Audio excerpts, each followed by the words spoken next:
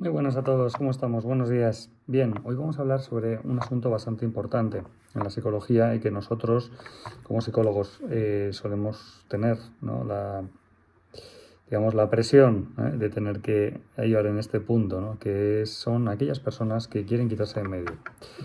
Realmente hay se ha escrito muchísimo en psicología sobre el suicidio.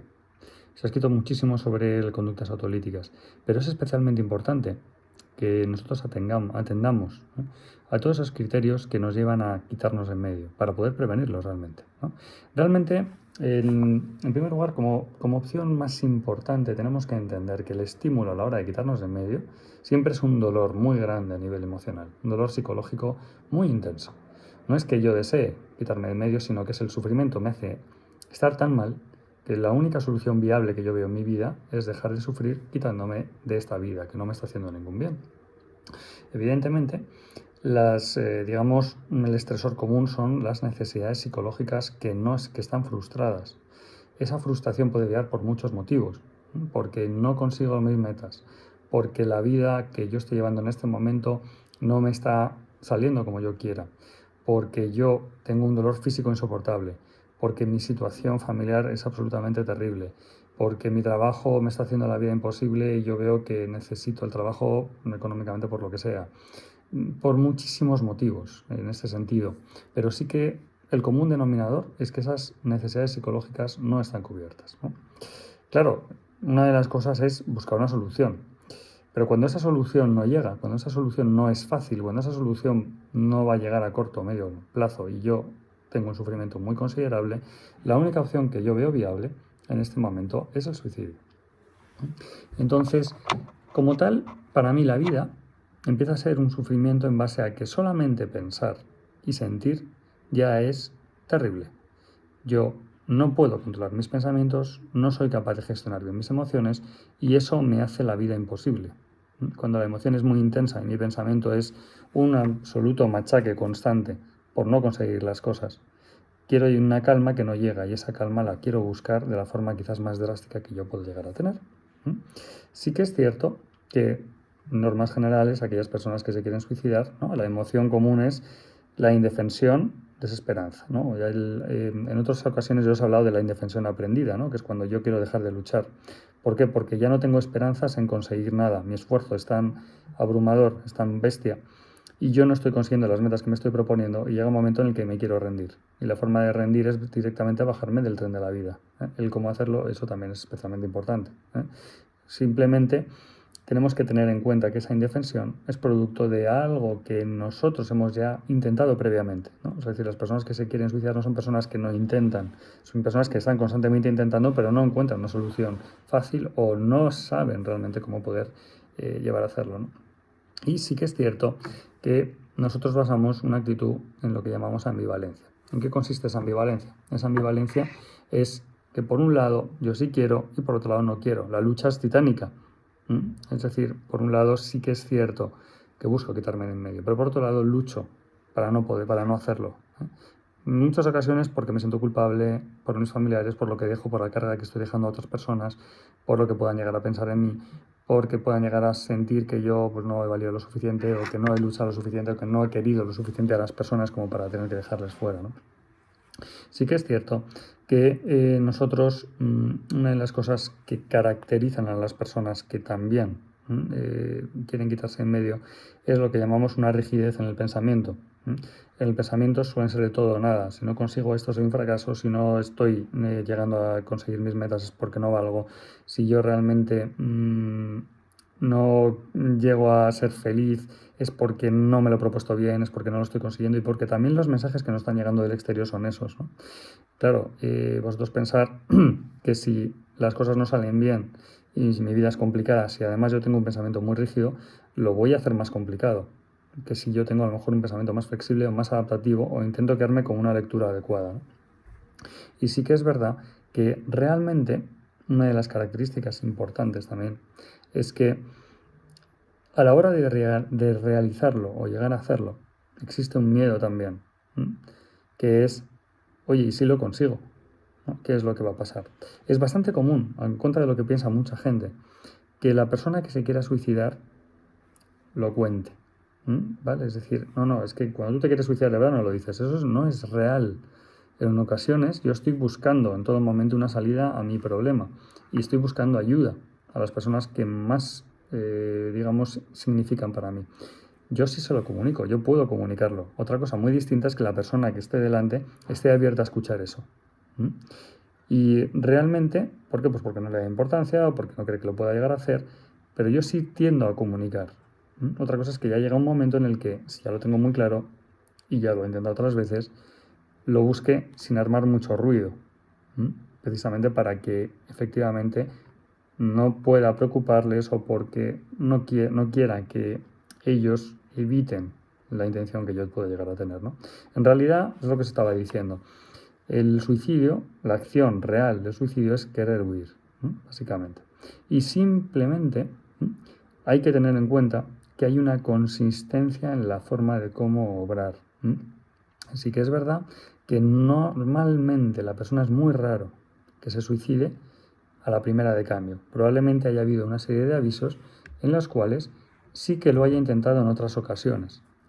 ¿Y qué quiere decir eso? Pues que efectivamente a la hora de haberlo intentado, esa persona va cogiendo ideas y va cogiendo fuerza, sobre todo si ha tenido éxito entre comillas, se le han llegado en un momento dado a salvar la vida.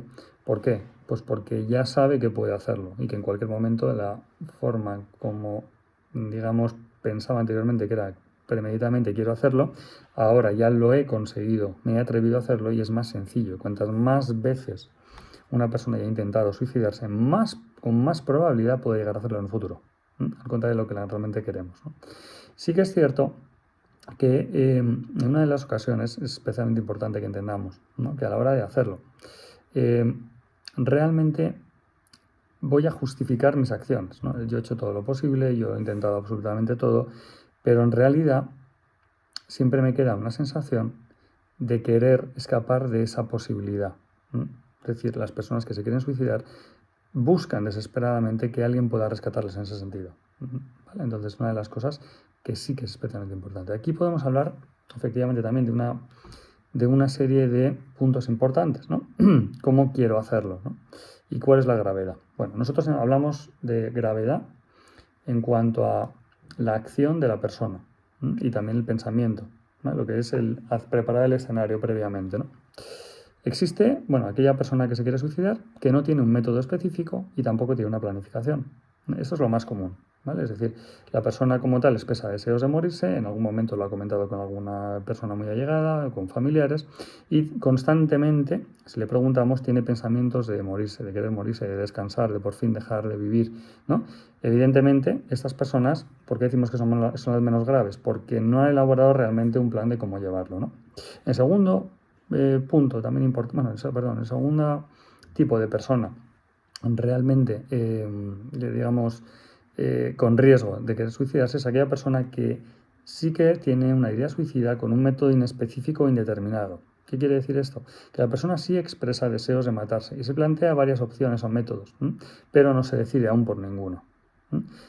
En tercer lugar, tenemos a la persona que tiene esa idea suicida, que sí que tiene ese método específico, pero no está planificado, o lo que es lo mismo, la persona sí desea morir, piensa en matarse y ha seleccionado un método específico, pero no ha considerado cuándo hacerlo, en qué lugar y qué precauciones ha de seguir para que las personas no la puedan detener.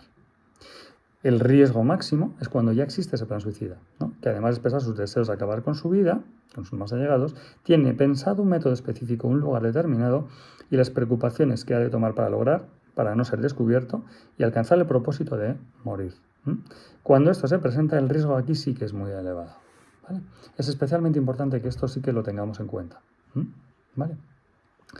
Nosotros como familiares y como amigos, ¿cuándo podemos apreciar que una persona tiene riesgo de suicidio? Esto es muy importante, ¿vale? Porque para prevenir es fundamental que esto lo tengamos en cuenta. Si nosotros vemos en la persona que evidentemente pues tiene ya un perfil psicológico, tiene muchos años, que no está bien emocionalmente, que además pues incluso puede haberlo intentado en otras ocasiones, si nosotros en la conducta de esta persona empezamos a ver actitudes contradictorias, es especialmente importante que nosotros anotemos este punto como crucial a la hora de decir, oye, esta persona puede llegar a querer quitarse de medio. ¿Eso qué quiere decir? Que el paciente pues pueda estar de repente durante un episodio de nuestra vida, pues peor de ánimo, ¿no? Que le notan un cambio más irritable o más triste de lo normal.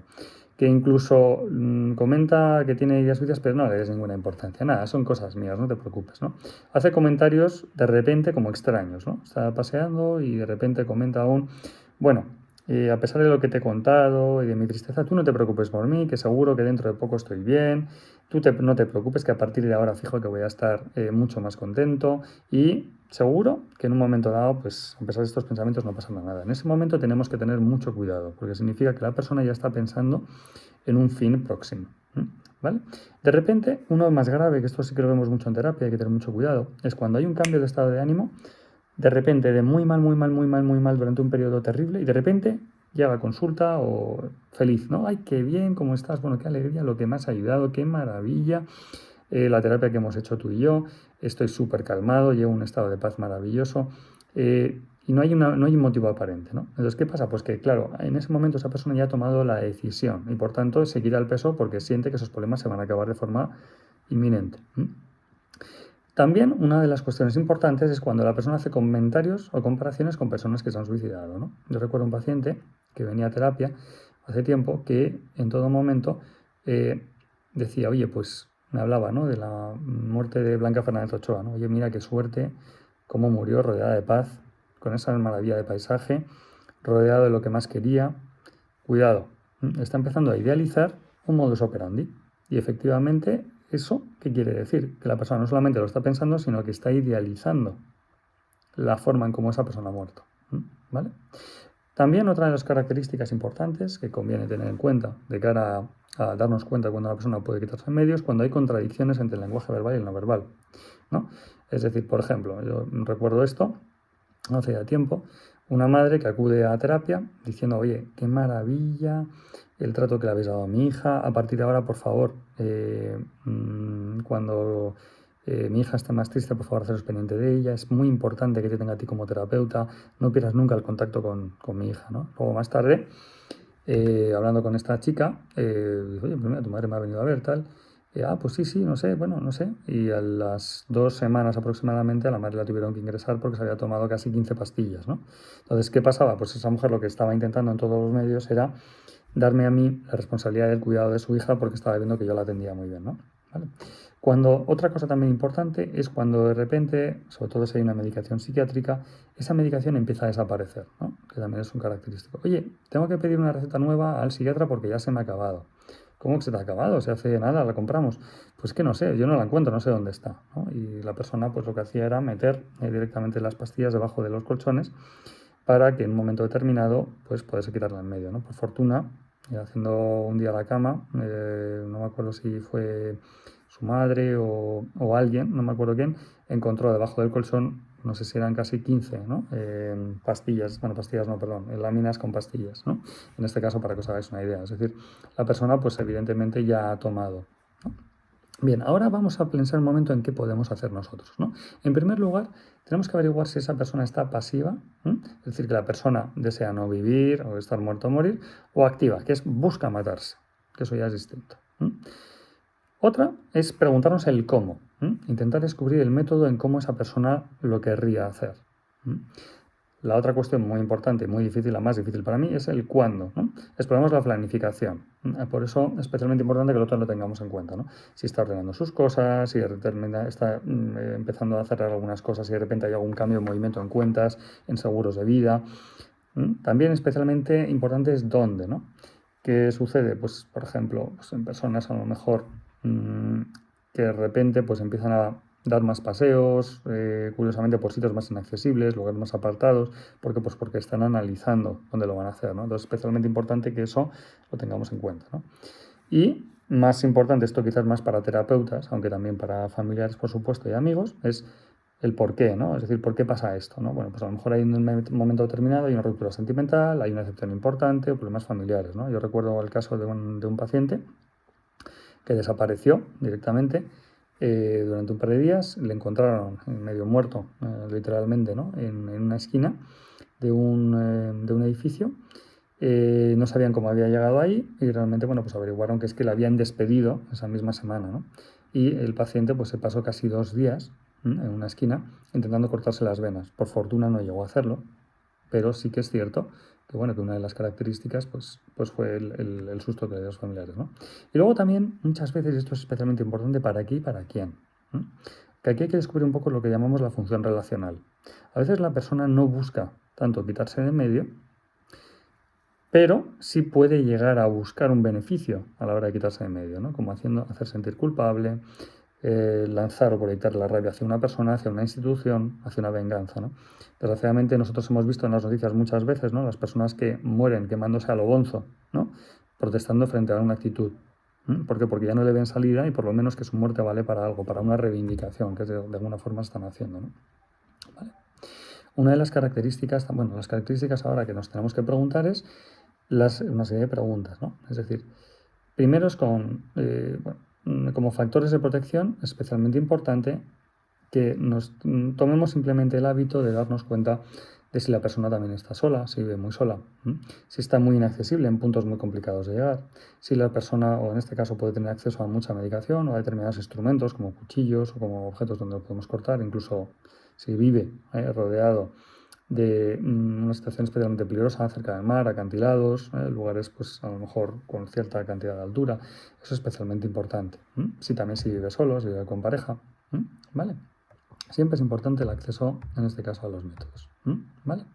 Bueno, hasta aquí os voy a contar sobre el tema del suicidio. Evidentemente esto da para muchísimas páginas y muchísimas horas de hablar.